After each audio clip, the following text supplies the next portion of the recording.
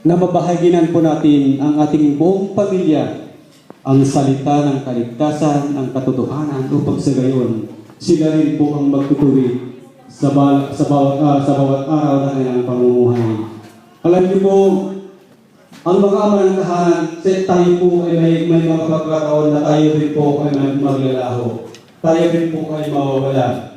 Ngunit pag naitanim po sa ating pamilya, ating mga anak, ang mga bagay na nais po nating ibahagi po sa kanila, mawawala man tayo physically sa sanlibutan ito. Ngunit nanatili po sa atin ang mga bagay na iniaral po natin sa kanila, itinuro po natin sa kanila na hindi po ito mawawalan ng kabuluhan bagkos.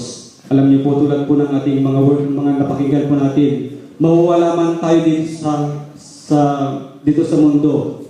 Alam niyo po, mananatili pa rin ang pag-ibig ng Ama na ibinahagay sa isa-isang pamilya na kanyang kinabibilangan. Alam niyo po mga kapatid, mga kaibigan, being a pastor in the family is a great privilege to our God. At alam niyo po, sasabihin po natin tayo po yung maging great pastor of the family kung mayroong isang pastor na ating pinagkitiwalaan po ang ating Panginoong Diyos. Amen. So, glory to God.